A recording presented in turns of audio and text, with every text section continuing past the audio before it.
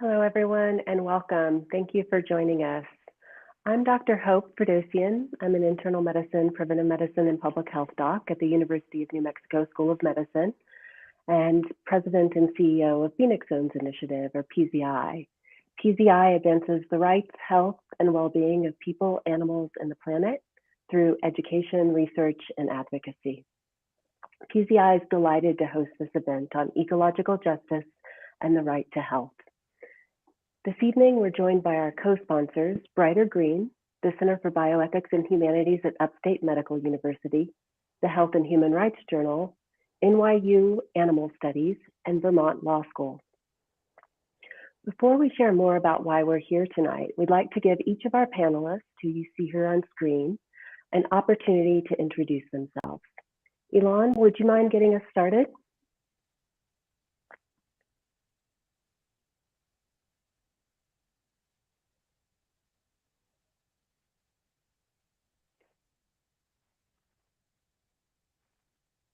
Elon, I can ask Sid to go ahead and introduce you. Okay, go ahead. Apologies, my unmute was blocked. Hi, I'm Elon. I'm an outgoing visiting assistant professor of environmental studies at New York University and soon to be assistant professor of the practice of environmental studies at Wesleyan University. Thanks, Elon. Great to have you here. Sid? And I'm Sid Johnson, and I'm a philosopher, bioethicist, and neuroethicist at the Center for Bioethics and Humanities at Upstate Medical University.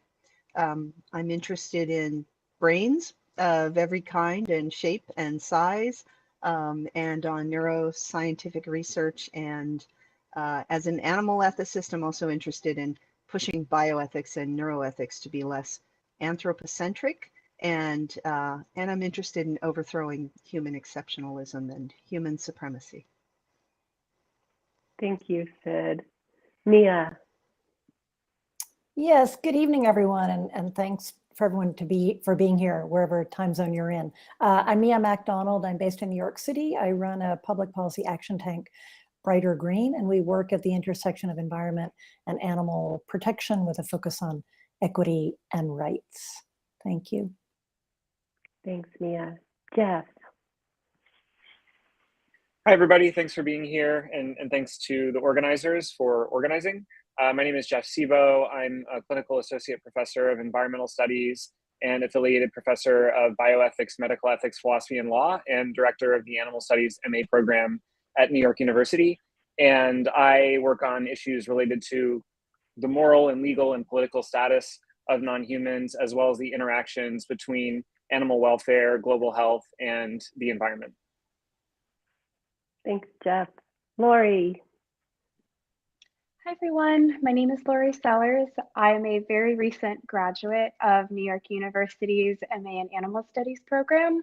And this summer, I will be joining Yale Law School's Law, Ethics, and Animals program as a postgraduate fellow. Thank you all for being here. Thank you, Lori. And Delphi? Hello. It's great to be here. I am a professor at Vermont Law School, where I established and direct the Animal Law and Policy Institute, which trains future leaders in animal advocacy and centers animals in the fight for environmental protection. And for the last few years, my scholarship and advocacy both have focused on the deregulation of slaughter and the interconnected interests of animals and the environment and humans in that context, which is what I'll be talking about tonight. Thanks, Delphi. Thank you all to our panelists for being here tonight. This is a real treat because every single one of our panelists this evening is someone that I love to listen to and learn from. And so it's really, really wonderful to have all of you in one place this evening. This panel was organized after the publication of a special section on ecological justice and the right to health in the Health and Human Rights Journal, which PZI helped publish as a member of the Harvard FXB Health and Human Rights Consortium. As a guest editor in the introductory editorial, I wrote about how the climate emergency, the COVID-19 pandemic, and many other existential threats plainly illustrate in real time how the rights, health, and well-being of humans, other animals, plants, and our shared environment are connected and really interdependent. The panelists who are here with us expanded on those issues in their papers for the journal, and you'll hear much more about these topics tonight, or this afternoon, or this morning, wherever you may be. Ecology is all about relationships, relationships between humans, other animals, and the rest of the natural world. Ecological justice is all about whether or not those relationships are just or fair. The right to health was legally recognized as a human right in 1966, 20 years after the Constitution of the World Health Organization defined health as a state of complete physical, mental, and social well-being, and not merely the absence of disease. Today, it's clear that human health is impossible to achieve without human rights, and in fact, much has been written about that issue. It's also impossible to achieve human health without attention to the health of non-human beings, and more is being written and said about that issue. But as our panelists this evening will discuss, non-human animals also have a right to health in their own right. This year marks the 60th anniversary of the publication of Rachel Carson's Silent Spring. This is my old and worn copy. She offered an ecological view of health and challenged the idea that humans are separate from nature. She showed how health threats to non-human animals served as a warning of environmental destruction and as a foreshadow of what could befall humans.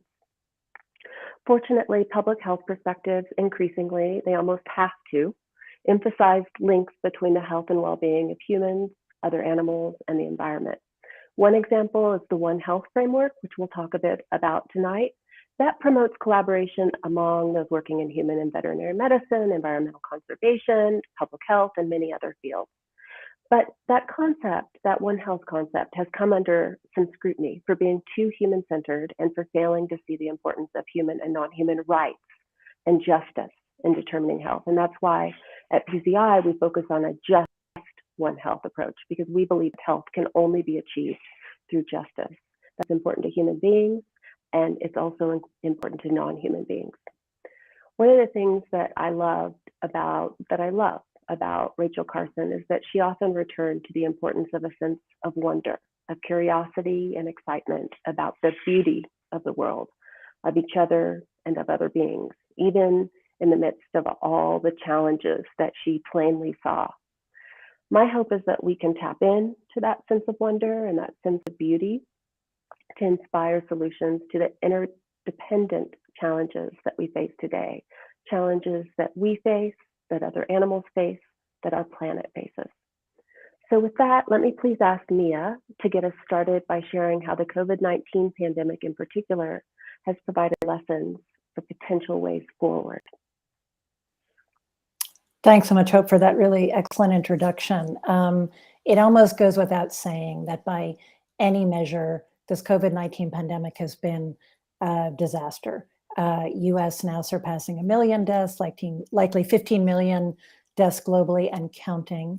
Obviously long-term effects too, long COVID, but also economic, food security, education, mental and physical health disruptions and ructions. And I think we're at a place now as we gather again on Zoom where, you know, in the third year of this, many of us, many policymakers and others kind of want to move on, but without fully acknowledging the trauma that this has created and also what should change in the future. You know, how do we prevent this from happening again? I think we would all agree that no one wants to go through this again if we can avoid it.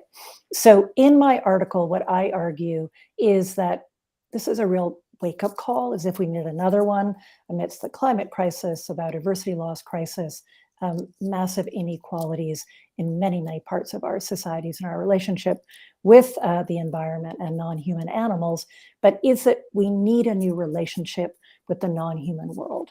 And that the pandemic, while no one would have wanted it to happen, it is an opportunity to really explore, and more than explore, really forge links across issues and sectors. So while we're looking towards preparedness for the next pandemic, we're also really looking at preventing the next pandemic. So what we know is that pandemics emerge from, by and large, how we interact with the non-human world, whether that's animals or ecosystems.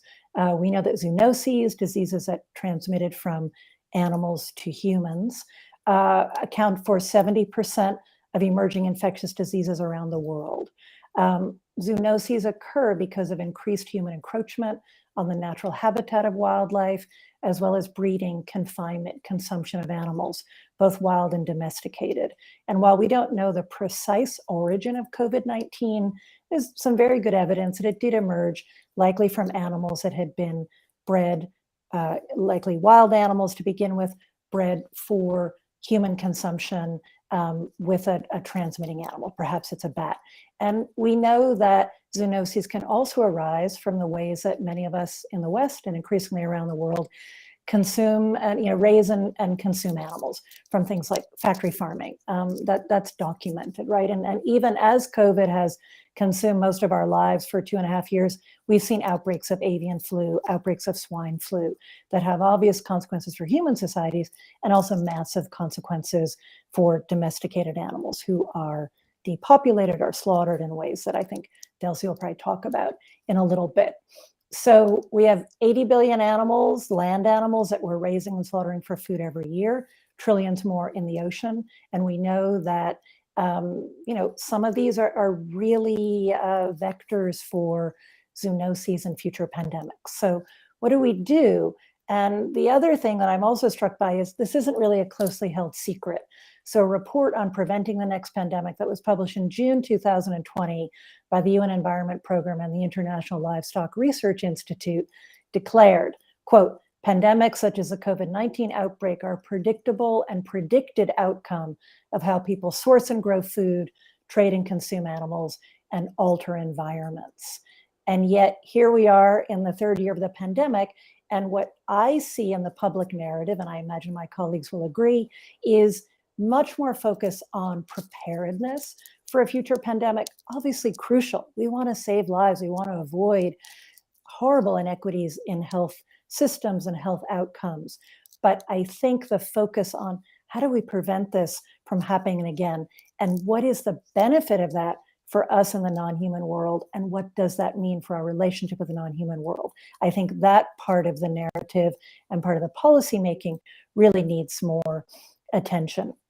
I also saw a data point, and I think I have this in the article, that even to prevent pandemics by protecting habitats, by stopping wildlife trade, by not investing more in factory farming systems would cost a paltry 2% of the trillions of dollars in financial damage that can be attributed to COVID-19. So I found this quote when I was doing the research for the article that I really like by Sunara and Astra Taylor, and some of you will know them as really terrific theorists and writers and activists. And they say, quote, to respond to the COVID-19 pandemic, we need to broaden our political imaginations. Our conception of solidarity must cross the species barrier.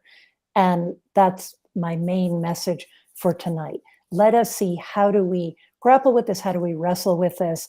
And then I do want to respond to Hope's question of where are some opportunities, where are some things happening already in terms of policy space, in terms of research, in terms of collaboration, where we can get out of our silos, where we don't have to be an expert in everything, but where people work on public health, people who work on animal protection, people who work on animal rights, people who work on deforestation issues and biodiversity protection can actually come together and create and advocate for a shared policy agenda, again, with different entry points, with different emphases, but not to lose the sense of how do we prevent this? And so in the work that I'm involved in, I see those as also engaging with the climate and biodiversity emergencies, new interdisciplinary collaborations across environmental and climate policy, agriculture and food systems, biodiversity and forest protections, obviously intersecting with public health, as well as human rights and animal welfare and animal rights. Those can be really important areas for exchange of information, solidarity, and also practice on the ground. So some of this is happening. I think many of us in our different spheres of influence need to be promoting this more, but there are more of these cross-sectoral engagements taking place. There is a World Health Organization now treaty on preventing pandemics and stopping them at the source, as well as obviously really preparing health systems and populations. I know Hope is involved in some of that work. And there was some very good advocacy done by animal protection groups to really push in the direction of prevention of pandemics, not just preparing for. There is a Preventing Pandemics Commission that is very cross-sectoral. So a report came from a commission convened by Harvard University. That commission now sits at the Rockefeller Foundation.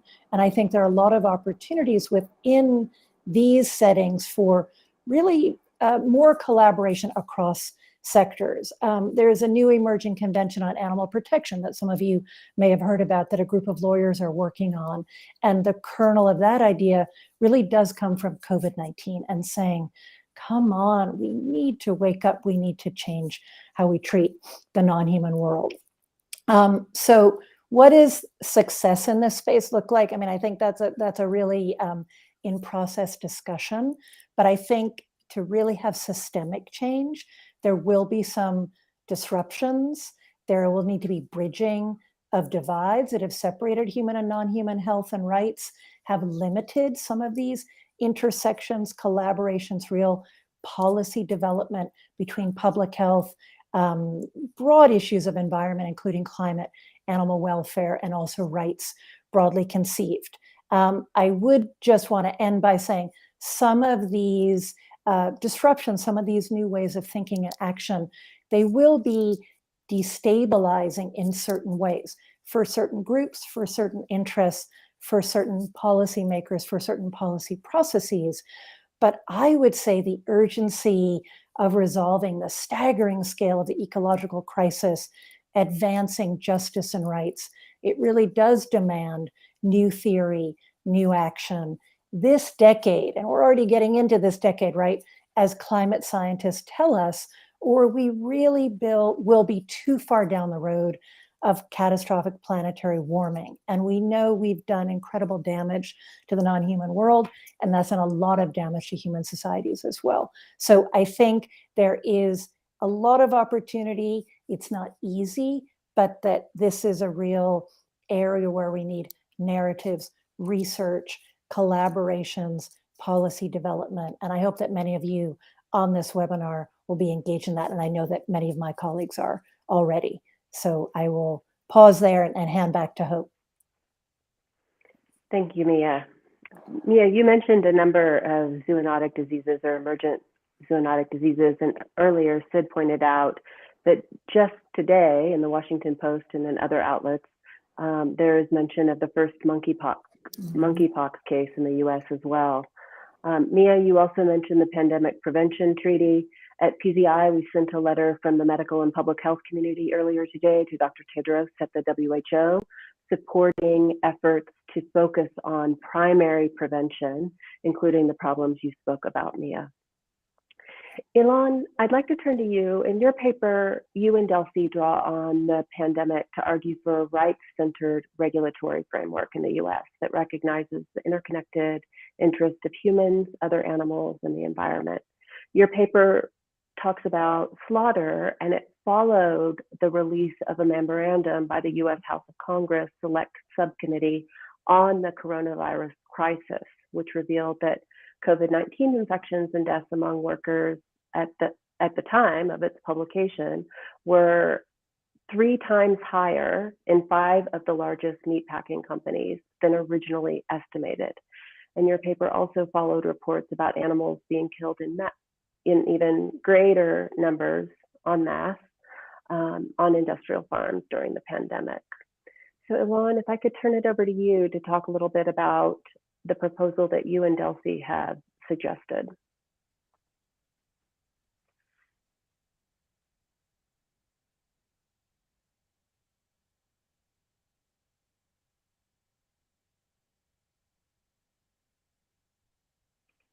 Ilan, you're muted. I'm sorry. So I am going to talk a little more about the many slaughter industry that aren't prevented by this sort of failed regulatory. I don't.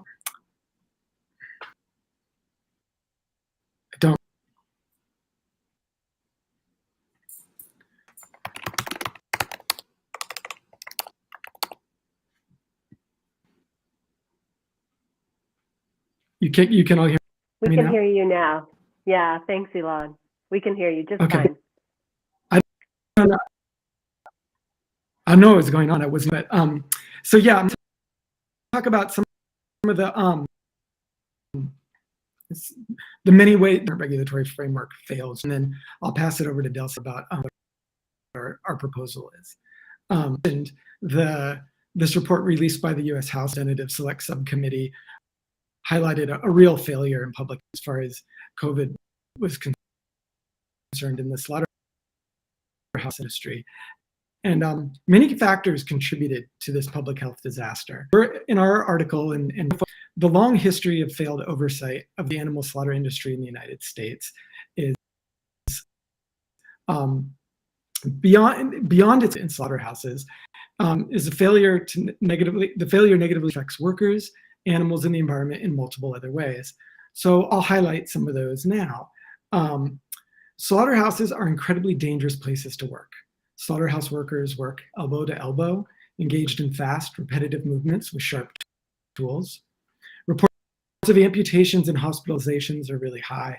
As the National Law Project recently noted, according to reported industry data, and this data is always recognized to be an undercoming from the industry itself, quote, meat and poultry workers are injured at rates on average 50% higher than all other workers in the private sector, with injury rates in red meat plants running almost twice as high, end quote.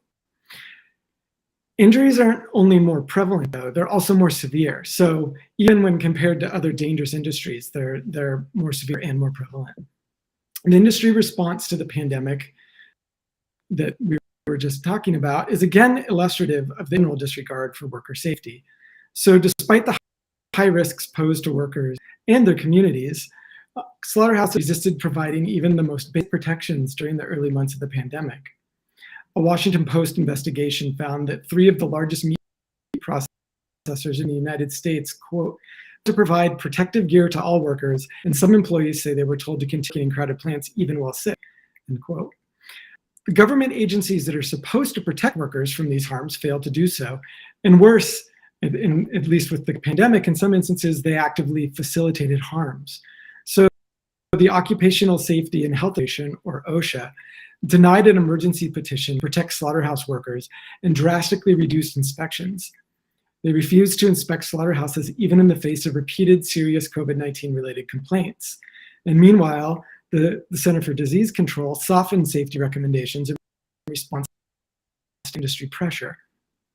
Slaughterhouses also inflict serious harm. Slaughter is a resource-intensive, waste-extensive business. And furthermore, like its impact on workers, its environmental impacts are disproportionately borne by low-income communities, particularly communities of color.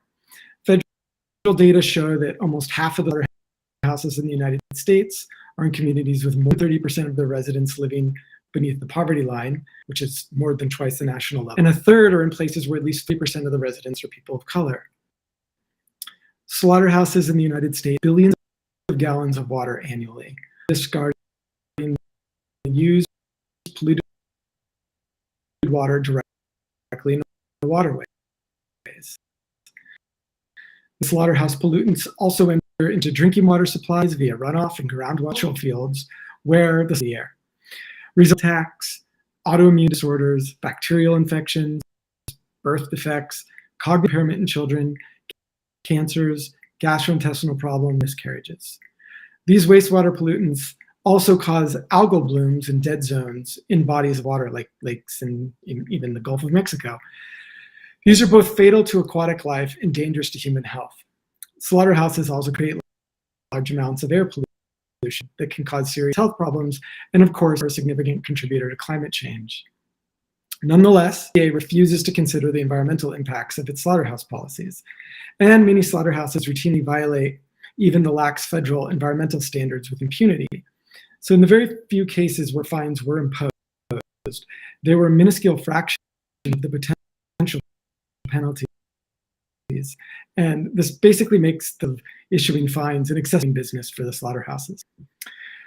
But the most immediate and perhaps or arched suffering caused by slaughterhouses is inflicted on the animals themselves.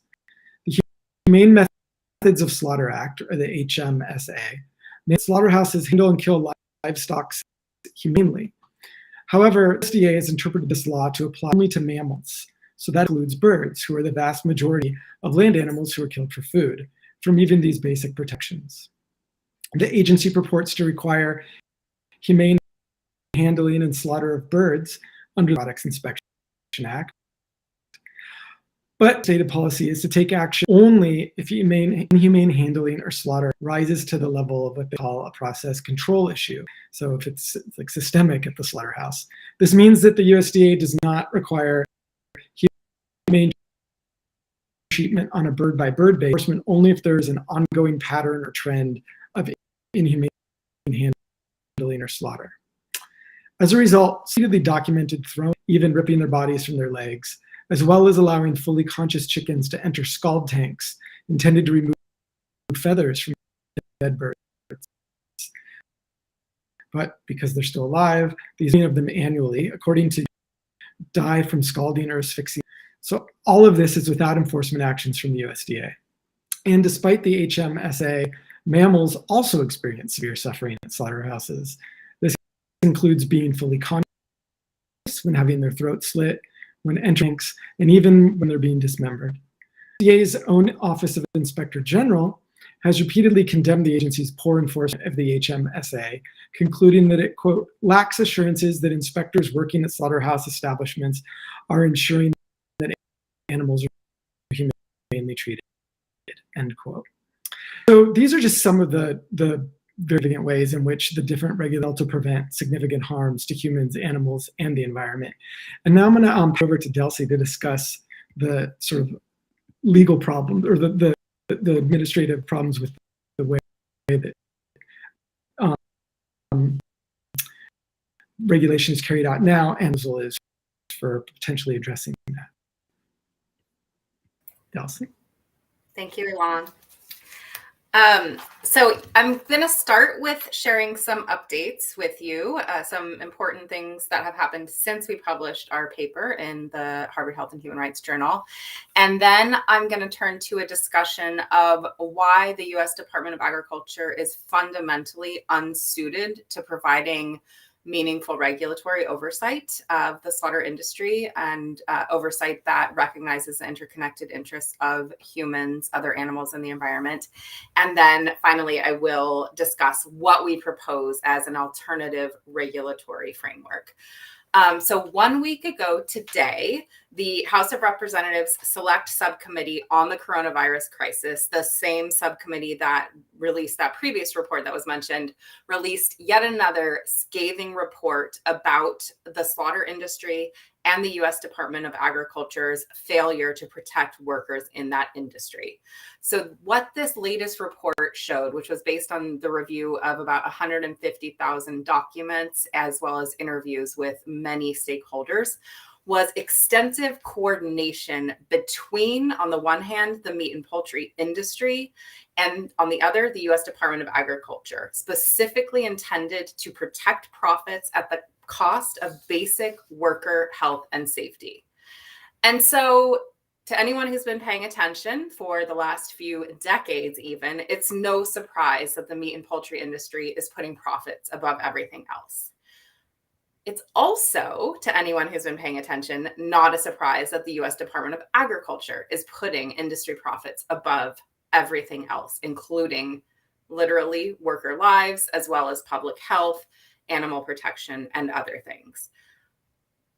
But it shouldn't be that way, and we should not throw up our hands and accept that it is this way. I'd like to share a few of the findings from this latest report with you, just to show how devastating the situation has gotten. So one of the findings is that the Undersecretary of Food Safety, a top official within the USDA, quote, was viewed as a go-to fixer in blocking attempts by other regulators to improve health and safety conditions in meatpacking plants. This same high-up official gave her personal email and personal cell phone number to industry representatives in a deliberate attempt to thwart even transparency laws, the ability to get, under the Freedom of Information Act, documentation of her coordination with industry. The industry also enlisted this official to block attempts by a local health department to suspend operations at a Foster Farms slaughterhouse after Foster Farms had for months refused to recommend COVID precautions and disguised death counts as, quote, resolved COVID cases in county reporting. So they were saying that cases had been resolved, but the way that they were resolved was because the workers in the slaughterhouses died.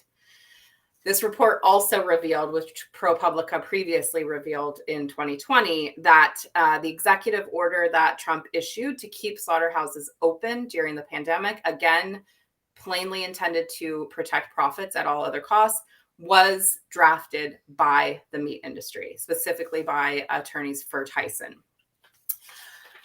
This report concludes with the following sentence. To prevent a recurrence of these harms, it is important that agencies work together and state governments, it is important that agencies work with each other and state governments to develop crisis plans that will guard against industry-captured agencies, such as Trump's USDA, exploiting their authority to advance private corporate interests at the expense of public health. And so the US Department of Agriculture has been complicit in actively collaborating with USDA to protect profits. But unfortunately, this is not something that is limited to, quote, Trump's USDA, which is very much the focus of this current report. This is an issue that has persisted across administrations for decades within the US Department of Agriculture, and it's an issue that persists currently under the Biden administration. The Biden administration is actively deregulating slaughter for both pigs and chickens, which is causing tremendous harm to animals, workers, and the environment of the types of harm that Elon described. And so we can't simply call for some piecemeal fixes to how the US Department of Agriculture addresses these issues. We need to do something really fundamentally different. And there's some fundamental reasons why the US Department of Agriculture is ill-equipped to actually provide the oversight that's needed of slaughter. One is that the agency's primary mandate is to promote agriculture. That is its task, first and foremost. It is an agency that provides what it refers to as services to what it refers to as customers. It does not see itself as a true regulatory agency that provides oversight to protect public health, to protect animals, to protect the environment. It is protecting an industry. That is its mandate. As such, anything you ask it to do that conflicts with that mandate is going to get a backseat at best. As a result, it's no surprise that the USDA declares itself exempt from even being required to consider environmental impacts under the National Environmental Policy Act when it's looking at slaughterhouse issues, despite the well-documented evidence that they have significant environmental impacts. It's no surprise that they're disregarding workers and actively trying to sabotage the interests of workers, and that they're not protecting animals. It's not surprising that they're not coordinating in a meaningful way with the agencies like the EPA and OSHA, who do have primary mandates over these other concerns. It's baked into the system. And so we cannot keep going to the USDA and asking them to do this and scratching our heads and wondering why they're not doing it. Yes, they are legally required to do much more than they should. Yes, we should continue to try to hold them accountable. But ultimately, if we're going to see meaningful change, we need to take a step back and look at an entirely different regulatory framework. And that is what we've proposed in our article. What we have proposed as a harm reduction measure, because we recognize that in order to truly mitigate the harms that we're talking about, industrial slaughter must end. It cannot be maintained in a way that truly protects workers, animals, and the environment. But there are ways to really significantly mitigate these harms to make sure that we aren't knowingly letting workers get sick with COVID and die because we can't bother to protect them. That we're not knowingly perpetuating a system that allows about 1 million birds to die in scald tanks every year while fully conscious. We can do a lot to make this a less bad system. And we think that taking a One Health approach that is modified by also incorporating concepts of rights and justice to give it more teeth and to recognize that there are fundamental protections that animals, humans, and the environment are entitled to can provide a framework that we can then take and apply to looking at how to regulate this industry. And what we have suggested is the creation of a federal regulatory oversight commission, a slaughter oversight commission, that uses as its framework a modified One Health approach with consideration of rights and justice to look at slaughterhouses and to look at the fundamentally inextricable ways that human, animal, and environmental interests are intertwined, and to regulate with an eye towards those intertwined interests rather than trying to piecemeal address only worker interests, only environmental interests, or, as is too often the case, protecting profits for industry. There are examples of this sort of oversight commission approach in our history in the US. The Marine Mammal Commission is one of them. There was a Civil Rights Commission that took a similar approach. And what we're proposing is a bit different than what has happened historically, because we are really pushing an interdisciplinary approach. And there hasn't been a commission that really took a meaningful One Health approach and looked at an interagency coordination approach. But never before in history has there been a situation that screamed out for recognition of the interconnectedness of these interests as our current historical moment, and specifically as the situation with slaughterhouses and the tremendous harms that slaughterhouses, industrial slaughterhouses specifically, are inflicting. And so ultimately, we need an entirely new agency, but a commission is a way to get us in that direction. A commission is something that can study the issue, can make recommendations, and really importantly, can gather information. The select subcommittee has gathered a lot of really damning information, but unfortunately, I'm quite certain that it's just the tip of the iceberg. If we start digging, we're going to find a lot more. And there are NGOs doing incredible work in this space, and we rely on their work in our paper. We cite it extensively. I've been working in an incredible coalition of animal, environmental, worker, consumer protection groups, and the coalitions that are coming together around these issues, and Mia's comments made me think of it, are just amazing and have so much potential. But the government, with a subpoena power, has a lot more ability to gather information and to make authoritative recommendations if you bring together a panel of experts in that format. So that is our recommendation. I want to be very clear that it is a harm reduction method, that there are tensions, fundamental tensions about talking about rights and justice in the context of slaughter, because it is fundamentally exploitative, but there are ways to mitigate the harms that are being inflicted. And it can be used as a model to think about how we might regulate in a more holistic way that recognizes the ways in which human interests are intertwined with the interests of the animals and the environment that we inhabit. So I will leave it there. Thank you. Thank you, Delcy. And we will talk more about some of those tensions a little bit later in our discussion. And we will also have time for Q&A. I see some terrific questions popping up in the comment section and the question section. So please continue to add your questions if you would. We'll do our best to tackle them a little bit later. Delcy and Ilan provided an approach that's both practical, as Delcy mentioned, and aspirational, to be frank, in a system in which workers are visible to the law only through their labor, and a system in which non-human animals are visible to the law only upon their death.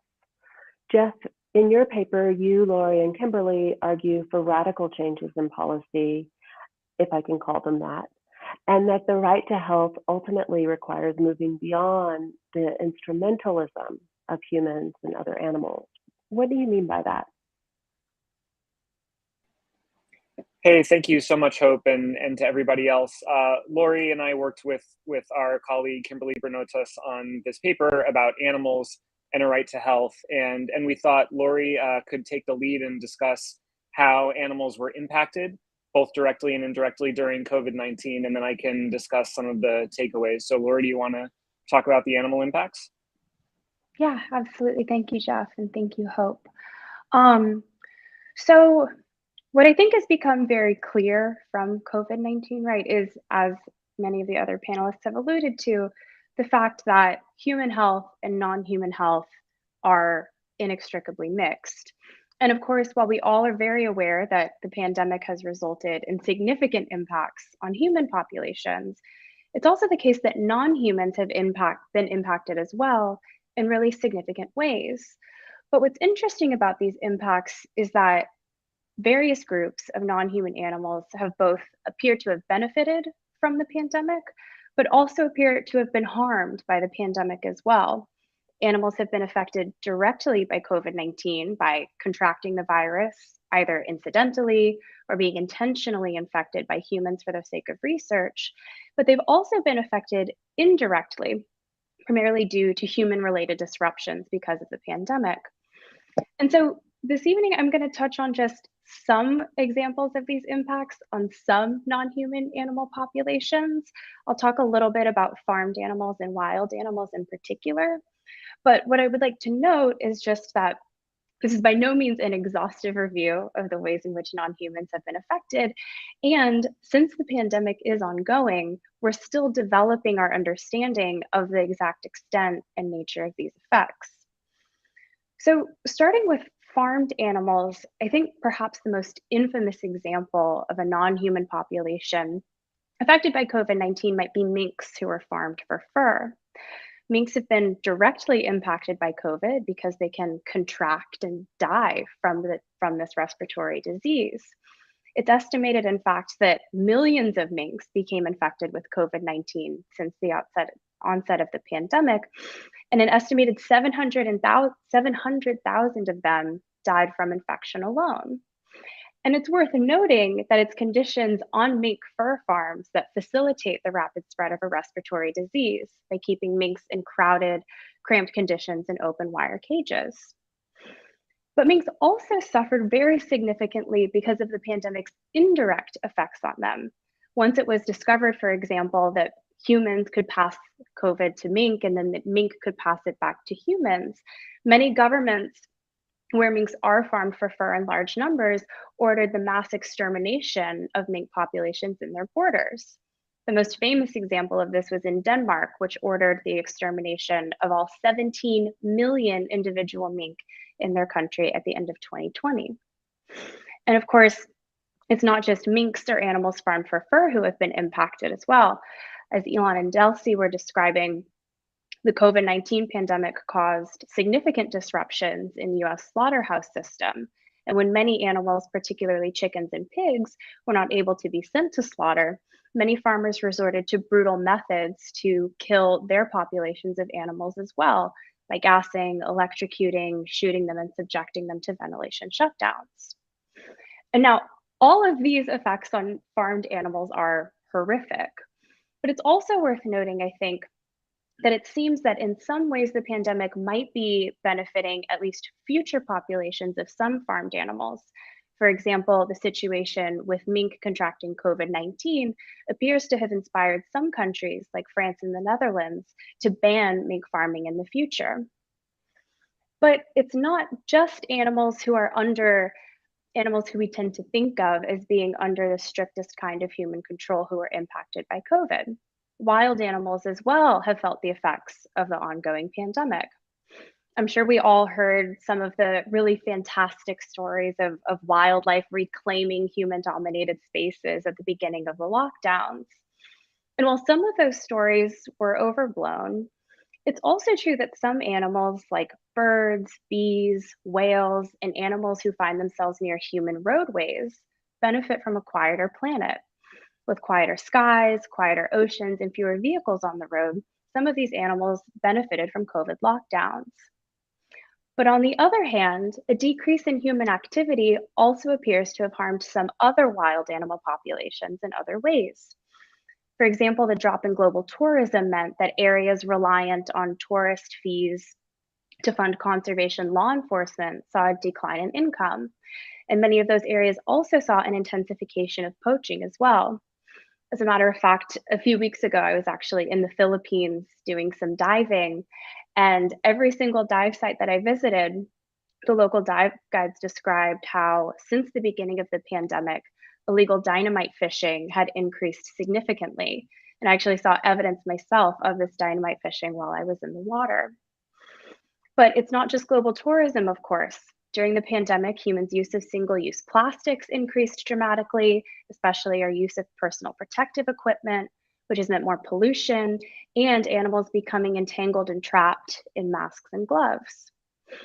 And it's also the case that wild animals can be directly affected by COVID by potentially contracting the disease, and not only by contracting it, but potentially being blamed for its spread as well.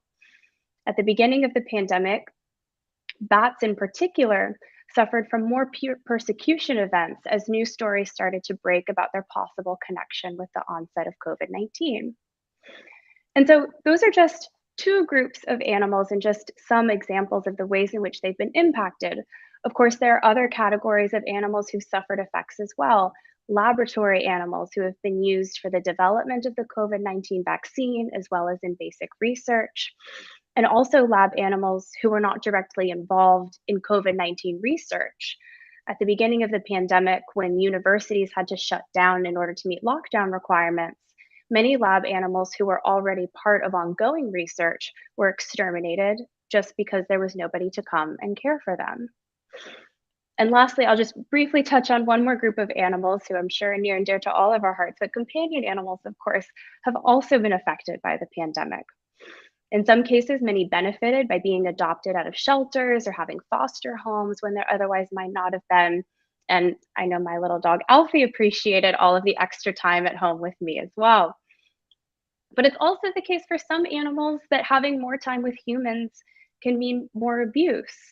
And when humans suffer the consequences from being infected with or dying from COVID, or the financial burdens associated with lockdowns, companion animals also feel those effects as well. And so, again, that's just a very brief overview of some of these impacts, but I think what they make clear is that across and within different categories of non-human animals, the pandemic has had very significant but mixed effects. And so our response to the pandemic needs to not only seek to mitigate the pandemic's negative effects on non-human animals, but also seek to preserve and build upon its positive effects. And while our understanding of these impacts is still developing, there are some general lessons that I think we can take away now. And so with that, I'll turn it back over to Jeff to talk about some of these general implications that we can learn from these impacts. Great. Thank you so much, Lori. And thanks again to Hope and everybody for organizing this event and participating in it. So as Lori indicated, animals are part of global health and environmental threats like COVID-19, not only as causes through no fault of their own, but also as victims, both directly and indirectly. And while all of these examples focus on COVID-19 as a case study, the same is true of other modern health and environmental threats. For example, farmed animals and other captive animals and wild animals have been victims of fires and floods and heat waves and other environmental threats that we can expect to be more frequent and intense in a world reshaped by human-caused climate change. So in all of these cases, this is a reminder that, as the One Health framework notes, human, animal, and environmental health are linked. And so our attempts to promote human, animal, and environmental health ought to be linked too. And more specifically, what it means is that in addition to reducing our use of animals as part of our pandemic and climate change mitigation efforts, we also need to increase our support for animals as part of our pandemic and climate change adaptation efforts. And moreover, and this part is essential, that we need to do that for the sake of human and non-human animals, not merely for the sake of humans. And I can say a little bit more about why that part is so important and how it relates to our health and environmental policy frameworks, as well as to our thinking about rights, including the right to health.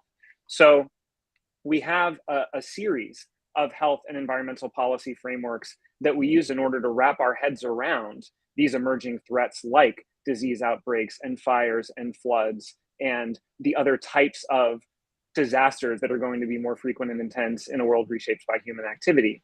We have the One Health framework, the Green New Deal framework, the UN Sustainable Development Goal framework.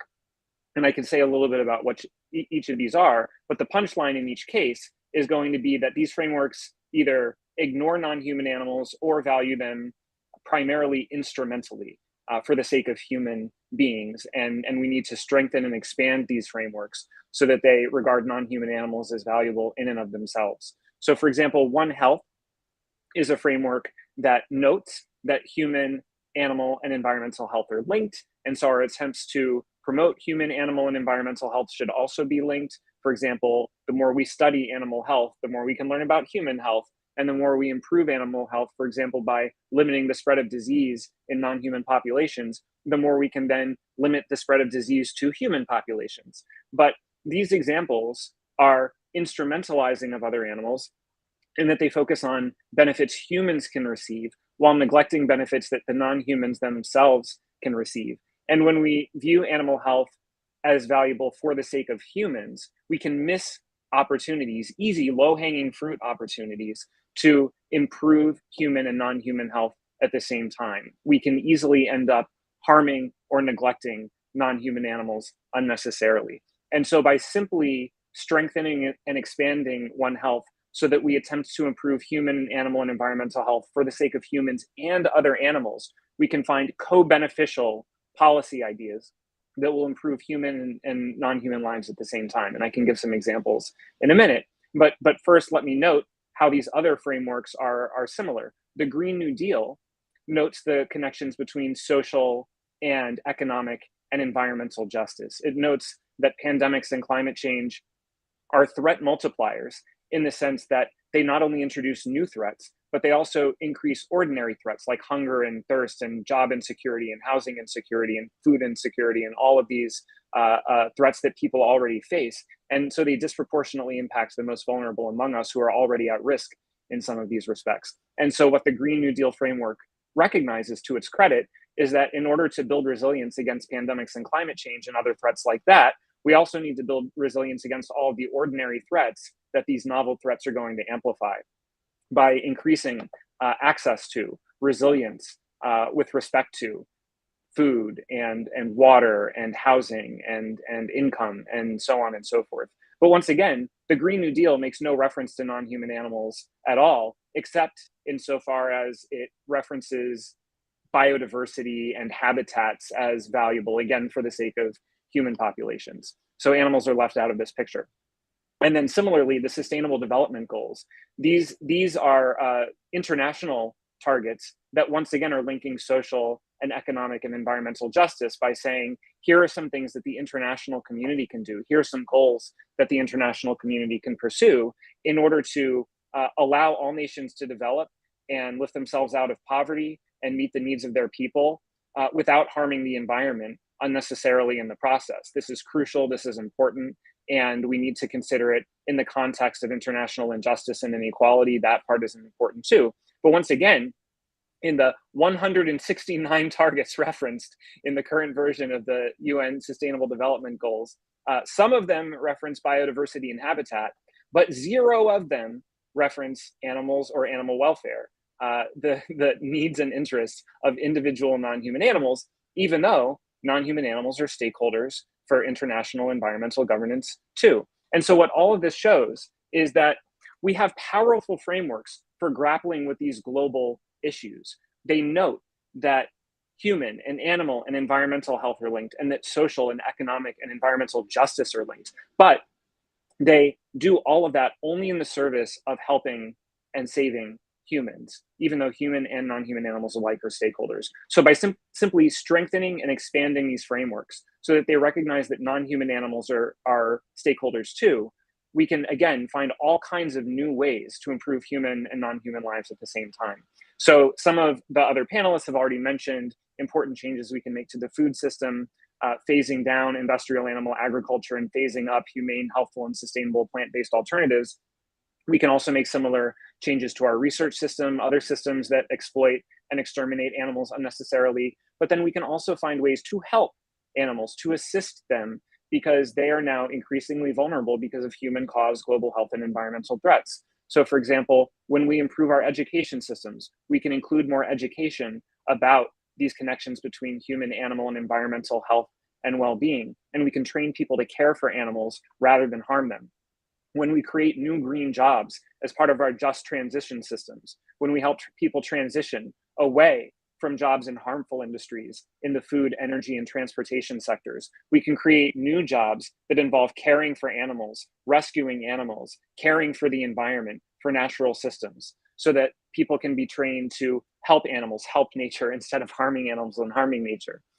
When we create new infrastructures, new cities, and transportation systems that are more energy efficient, we can also require that they be more animal friendly. We can require that new buildings not only be better about energy, but also have bird-friendly glass to reduce collisions that harm humans and other animals, or that new transportation systems have overpasses and underpasses and wildlife corridors that once again reduce collisions that harm humans and other animals at the same time.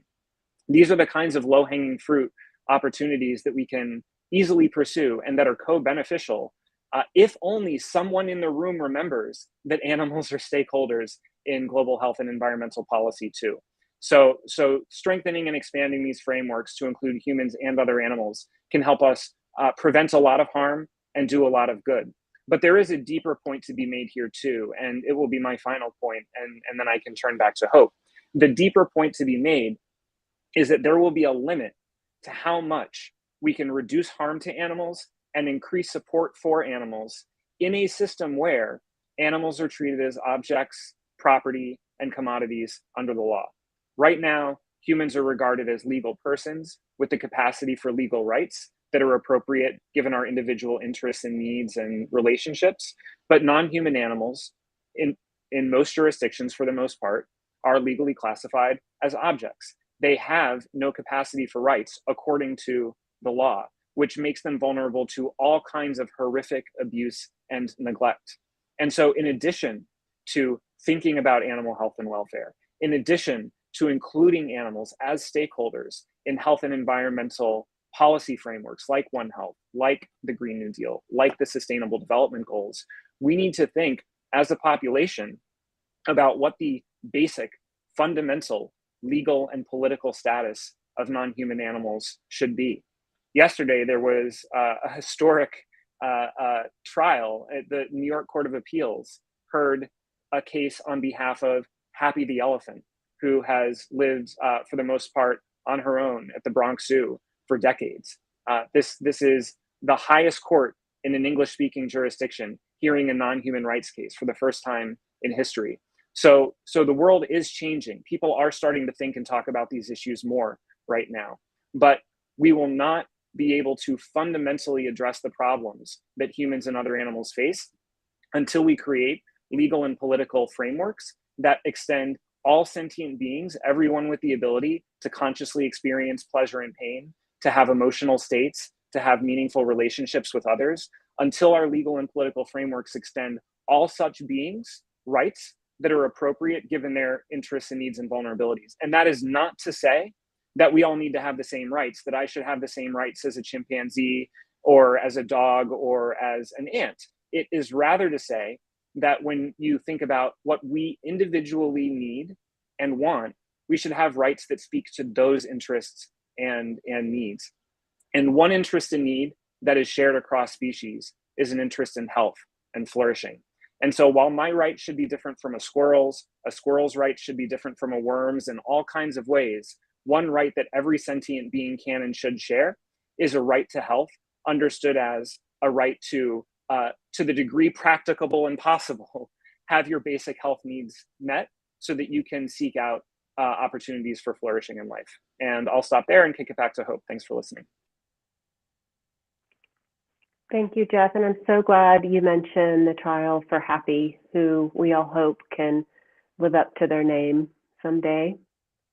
Your comments about the importance of individuals, of their needs, of their interests, including not only humans, but non-human animals, is a great segue for Sid. In the final paper of the Health and Human Rights Journal section on ecological justice and the right to health, Sid, you examined a critical question that lies at the heart of many of the other papers and what we've been talking about tonight.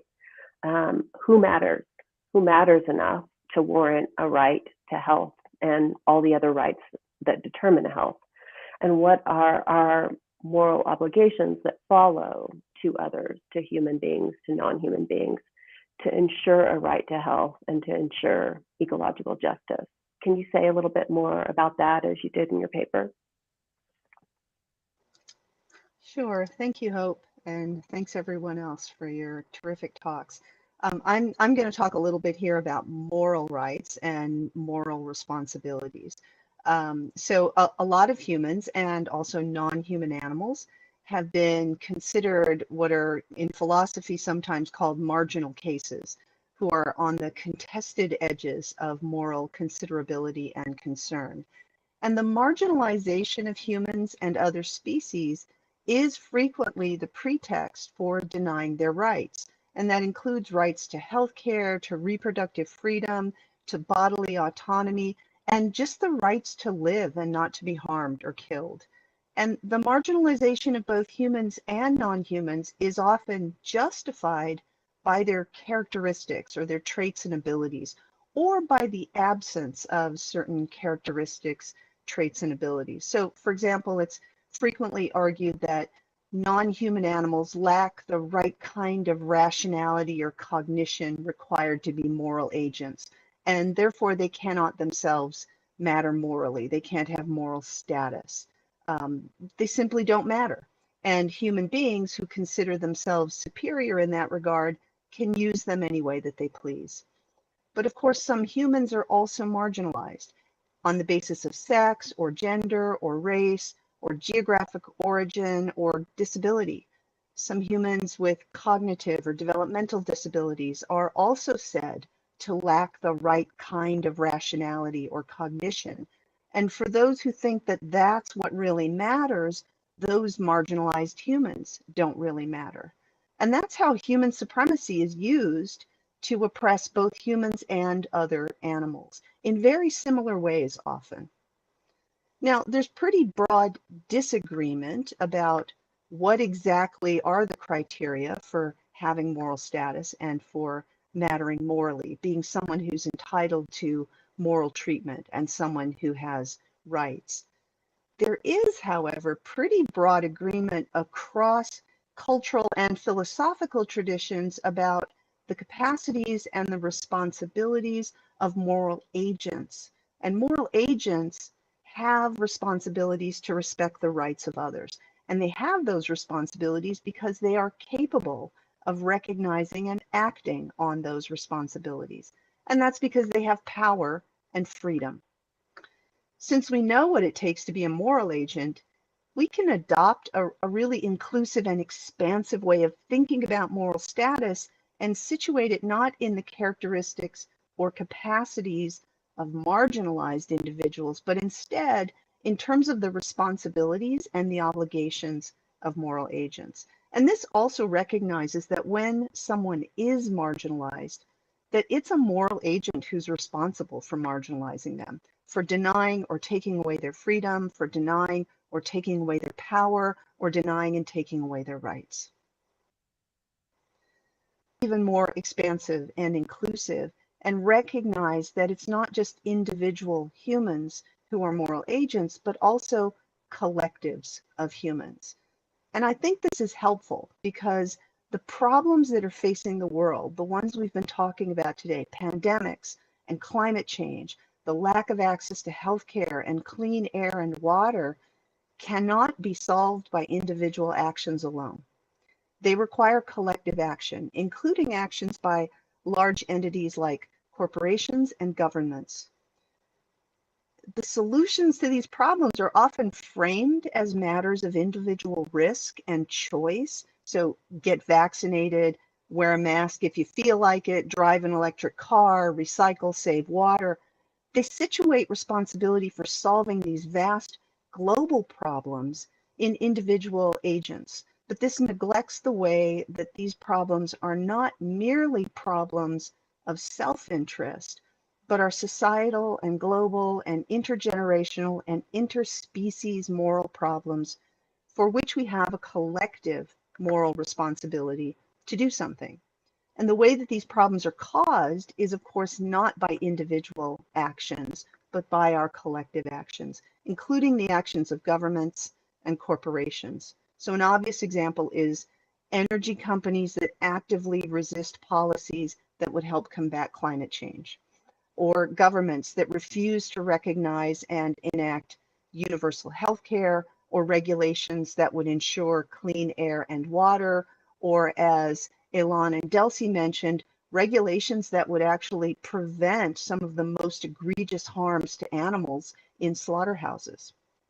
And it's important not to overlook the way that those collective entities can have moral and not merely financial, commercial, and political responsibilities. So in other words, collective entities like corporations, like governments, can be and are moral agents with moral responsibilities that transcend financial and political expediency.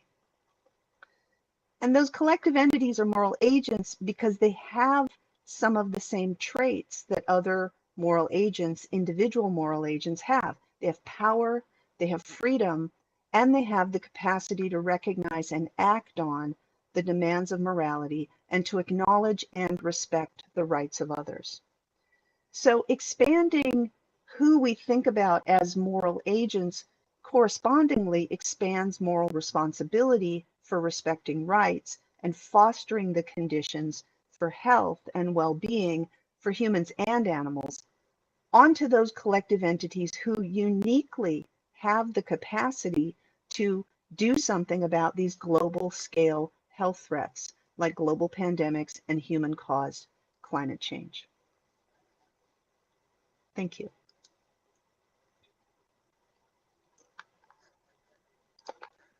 Thank you, Sid, and thank you all so much for all of your thoughtful insights and your suggested solutions and ways to move forward. We already have some questions that I'd like to go ahead and go to. The first actually comes to you, Sid, and it's from Lenore Hitchler. I hope that I'm saying your name right. For Sid, what can you tell me about the brain and climate change and fossil fuels for that matter?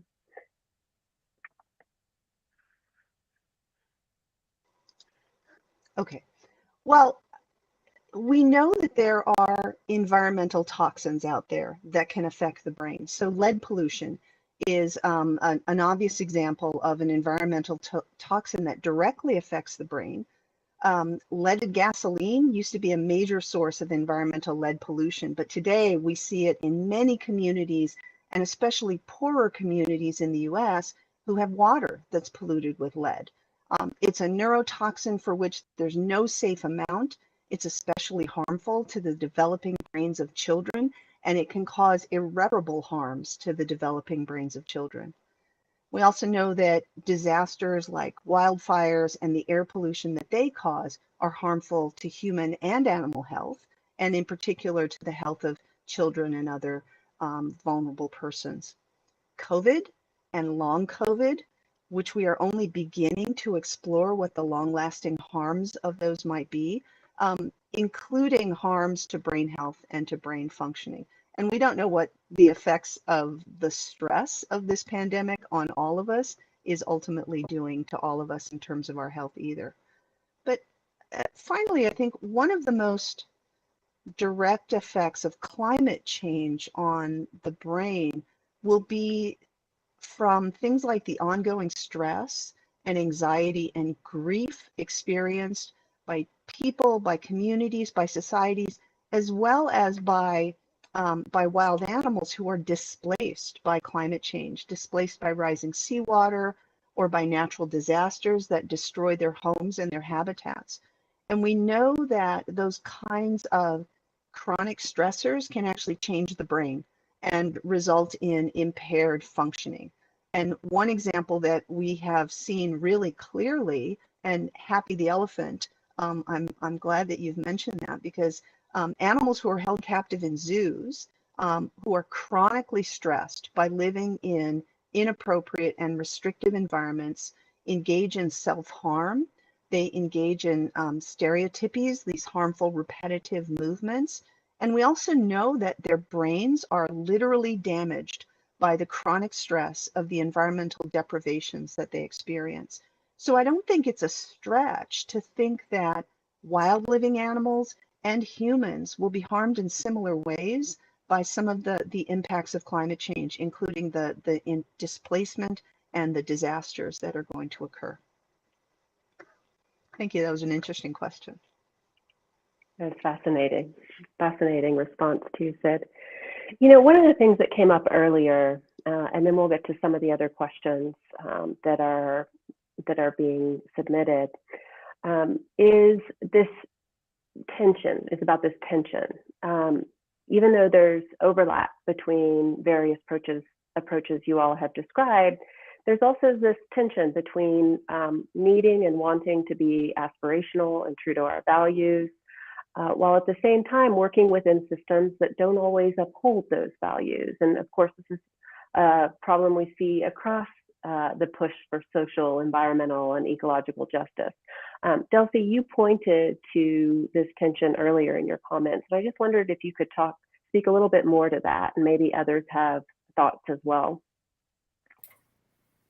Absolutely. It's a tension I live and breathe every day and have for many years. I went to law school not because I love the law or the power of the state, quite to the contrary. I went to law school because I'm a pragmatist, and I saw the law currently being used to facilitate exploitation and thought that that could be turned on its head and that we could use it to force the exploiters to start internalizing some of their costs and to try and reduce some of the mind-boggling amount of suffering that is happening in the world today, both for humans and non-humans.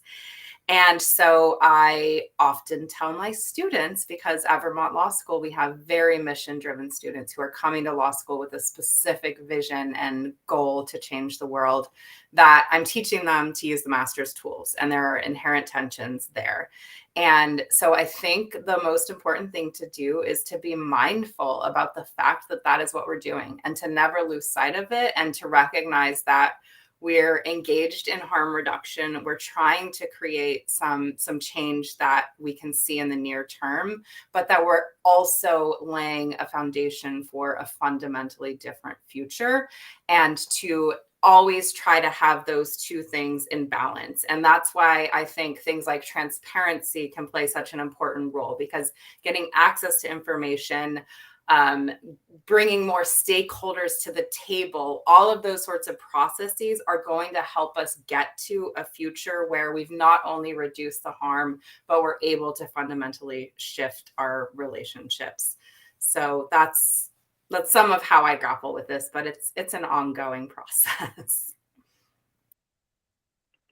I think it's difficult for all of us, for many of the people who are joining us today too. Mia, did you have some thoughts you wanted to share about that as well? That tension? Yeah, that's great. It's an important question. Thanks to whoever asked it. And Delcy, you expressed it very well. But just to say, I think for many of working in, across sectors, right, with environmentalists, with people who work on social justice, interest in animals and sort of a just one health approach might not be their orientation. But what I've found is, one, it's important in many ways to try to raise those issues in the context of discussions, or try to push discussions a bit. And I have also found, obviously oversimplifying it, many years of work in many different situations, but that sometimes by bringing those issues or asking those questions or talking about expanding a framework, there are more people who are open to that than we might think.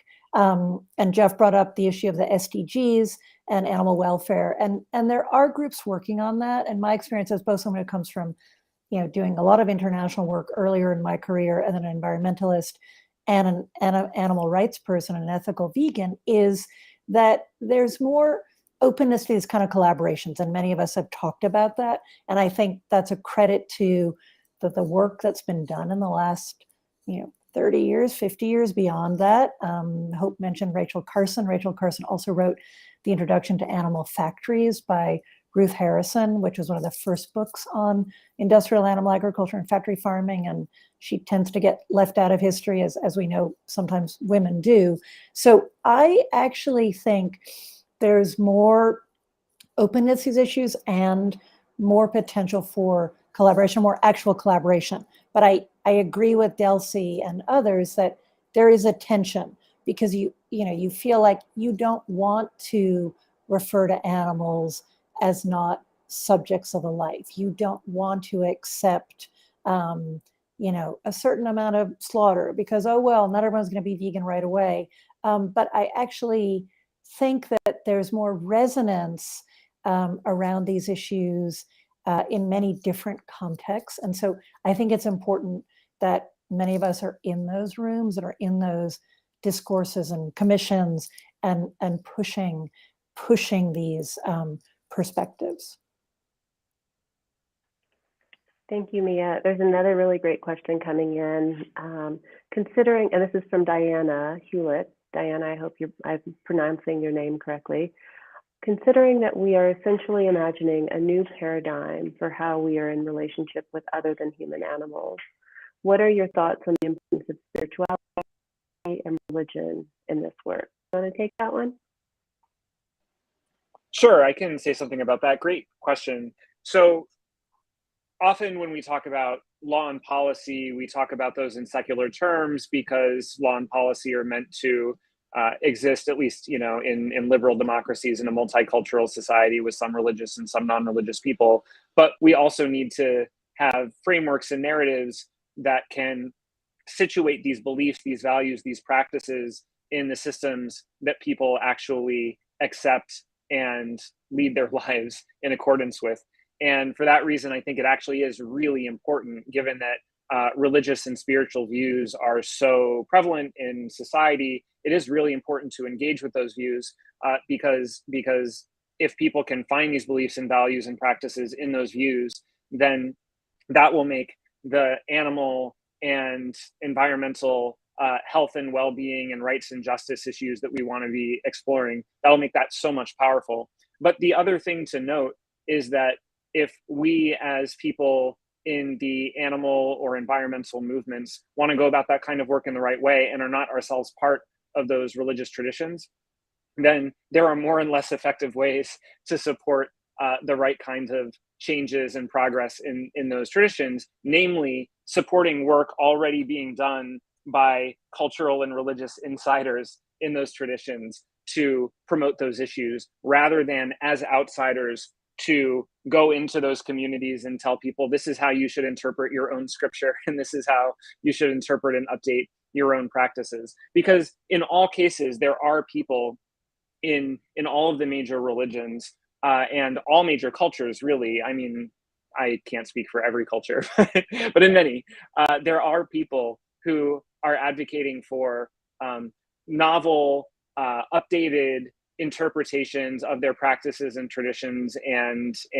worldviews that are consistent with modern understandings of human and animal rights and justice. And so simply using whatever positions that we have to divert resources to those people, to platform them so that their views can be more salient, is a really useful way of showing that all of these different traditions can in fact be made compatible with animal environmental issues. And that will tend to go over much better and be much more effective and ethical than us trying to tell people how they should understand their own worldviews. So I think that engagement is essential, but also has to be done in the right kind of indirect, supportive way for outsiders in order to be successful. Yeah, respect is so key to all of the things that we're talking about today. Delcy, there's a question coming in from Barbara J. King for you. For those of us who already don't eat meat or products from factory farms and want to support the creation of a federal regulatory oversight commission with One Health plus Justice, what can we do individually to help? And great talk, thank you, she says. Thank you, Barbara. Thank you for being here.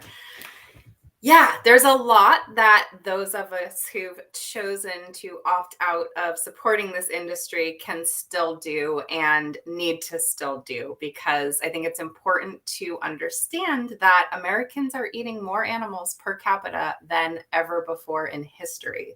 And that's despite the tremendous success that plant-based and other alternatives are having on the market. And a big reason that we are seeing this increased number of animals factory farmed and killed is because of the way we regulate, or more accurately, do not regulate slaughterhouses. Because the market for meat and poultry products is so elastic that the more we produce and the cheaper it is, Americans are just consuming more of it, and we're also exporting it around the world. And so what can we do? We can reach out to our members of Congress and urge them to support an idea like this. And I think also just start expressing support for it publicly.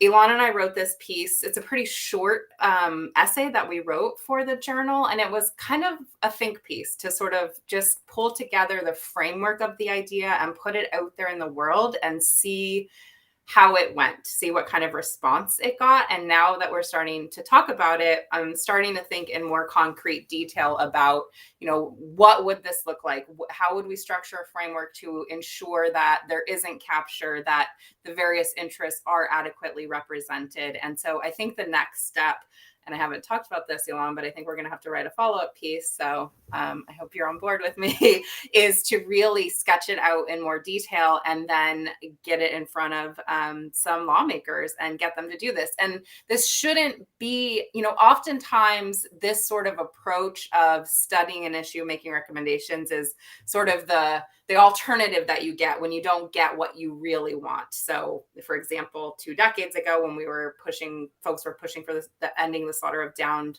livestock, they didn't get a ban on it. They got a recommendation that it be studied. And if there aren't really firm deadlines and things like that, it can languish, as has been in the case there. But if you put in really clear enforcement mechanisms, it can be meaningful. Timelines for reports, for next steps. And so I think really hashing that out is the next step. But knowing that there is support for this idea is really great. And I think as we move forward, we will need to leverage that, and members of Congress will be needing to hear from their constituents that there's support for it. Thank you, Delcy. You're touching on something that others have touched on, this interplay of supply and demand, and our relationship with supply and demand. And I just wondered if any of you have any ideas about how we can use that framework, supply side and the demand side, to intervene and to push for more ecological justice and the right to health, both for people and animals in real time, or human and non-human beings in real time.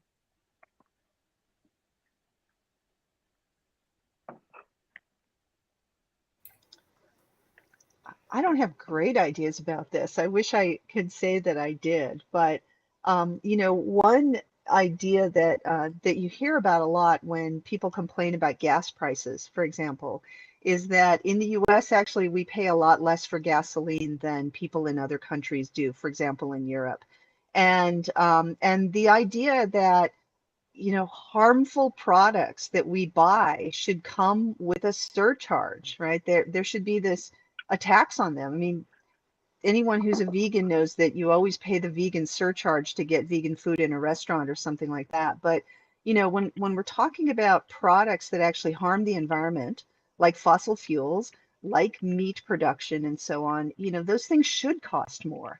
And obviously, you know, to borrow Delsey's phrase, we can use the master's tools here to sort of, you know, throw a little capitalism at this supply and demand problem and reduce the demand by making it cost more to use things that have these harmful effects. I don't know how we do that, but I'd like to see it happen. Delsey, did you have some thoughts as well? Oh, Jeff, sorry. Go ahead, please. Oh, I was just going to add one thing briefly, which is that I completely agree with Sid, and I think this is one of those areas where no single issue is going to be, no single intervention is going to be a silver bullet that solves the problem by itself. And so we really need to be thinking systemically, not only about the ways that these industries cause harm, but also about the types of policy interventions that are going to address the harm. And so, you know, it might be that, for example, taxing or full cost pricing for harmful industries, where you make them pay for the harms that they cause in a way that increase the cost, that might help, but it might not be enough by itself. And the same might be true of regulating them in a way that forbids them from causing the worst harms, or having informational policies that educate the public about these harms, or supporting plant-based and cultivated meat research and development. None of these things by itself is going to be a silver bullet, but if you do all of them together, then they can end up being mutually reinforcing, and each of them helps a little bit and makes the others more effective. And then together, they can make the kind of positive difference that we're seeking. So it would be too much to expect that cultivated meat by itself will save the day. And if you reject it simply because it won't be able to by itself save the day, you are being unfair. You should instead be asking, can it play a useful role in a broader system of interventions that collectively have the potential to save the day if we get lucky? And I think the answer to that question with respect to all of these interventions is yes. So well said, Jeff, and a great way to help us wrap for the evening. You know, we need to deal with so many different issues on the supply and demand side: subsidies, divestment, investment in ethical, more just products. And starting, you know, the nice thing about a Just One Health framework is that it gives us a place to start, right? Whenever we have an ethical framework or an approach that we've delineated, it at least gives us some principles to start with, if the principles are well grounded. So we're unfortunately nearing the end of our evening together. On behalf of Phoenix Zones Initiative, I just want to thank all of our panelists. I could listen to them talk about these issues for hours. And thank you again to our co-sponsors and to all of you in our audience who have joined us today. I'd just like to end by sharing some words from Rachel Carson's Silent Spring, if I could. Let me just get my glasses. Through all these new, imaginative, and creative approaches to the problem of sharing our earth with other creatures, there runs a constant theme: the awareness that we are dealing with life.